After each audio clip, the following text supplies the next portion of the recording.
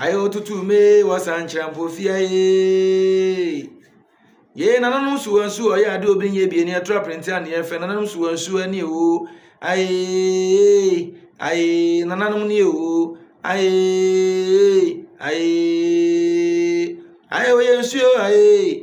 Oyensio nananya me aye. Oyensio asio pa muraye. Oyensio asio tanu aye. Oyensio asio aframu aye. Oyensio asio densu aye. Oyensio asio yaye. Oyensio asio abna aye. Oyensio asio oda. Oyensio asio densu aye. Oyensio ani kwakwa aye. Oyensio asio kwawe. Oyensio asio apmasu aye. Oyensio asio krusan. Oyensio antuanyama. Oyensio ansio ankubre. Oyensio na nampokwe. Oyensio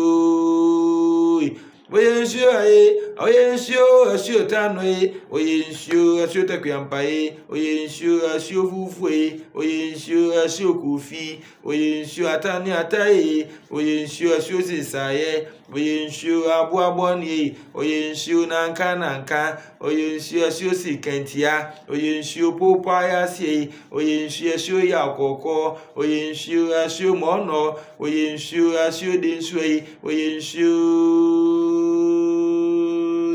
ojo aye samanshia o. Asio pamre aye. Asio pamre manshia we aye. Ojo au. Osi kwa no bire no osurochi no bire no osi abunamu ne ebusabusa no yesi amoa no asio pamru bofo no osi aje aye bisu fraje yesi amoa o asio aye asio kumina jabio aye ojo au asio bire ne tiani na o asio pamru so bire ne tiani no son osobere netieni na o bonsam ko akwo osobere netieni no son osinsuto mampon kumasi kukufi yadura prokranchi osinipa tifie na krochu amanza frinjuri mabeso nensa krochu amanza frinjuri wambo na nsensa sabo no achini yenchini kwa o achini yenchini kwa shepo muri kwa yanko libe bai osi oba na kan ni seni ayi osi oba na kan ya krochu amanza aji na min komenda yesi amwe bisu fraje ayi dadi akwa o asie aye asie pa mure aye ojo awo osi sansa nkurumo osi yensoi osi edi entina yensoi osi yesu ache asie pa mure so ma yede nchemro nya jama we na mo oyo samanti fi o dadi emreku nchanchan osasamreku okode aye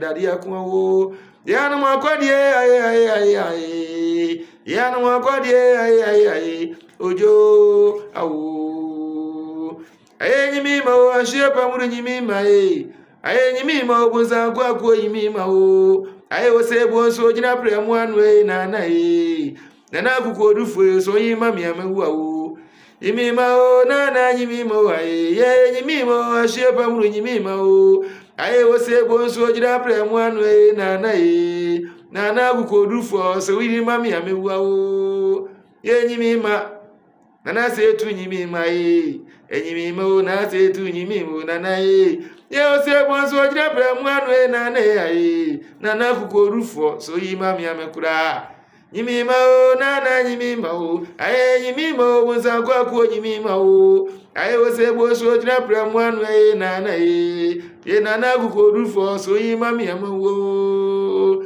aye oda kureye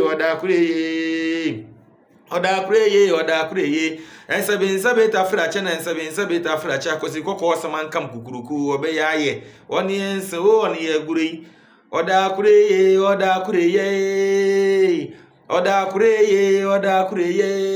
ensabe ka fracha na ensabe ka fracha kosi kokko saman kam kukuruku obe yaye oni ense o oni egurei oda kureye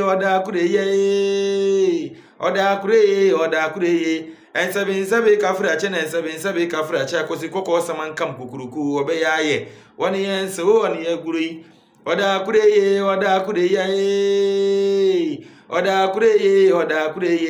ensabe ka fracha na ensabe ka fracha kosi kokko saman kam kukuruku obe yaye Wani enso oni egure ojo aye ojaye asie aye asie ba mure aye ojo awo aye meyi waye o ye na asie ba mure mi waye ensan o ankro bia boyire bi o bibi di ma chi osuma akase amno nam ya aye meyi waye o aye asie ba mure mi waye ensan o ankro bia boyire bi o bibi di ma chi o asu kase amno nam yi aye meyi waye o aye aduro kuma aduro mi waye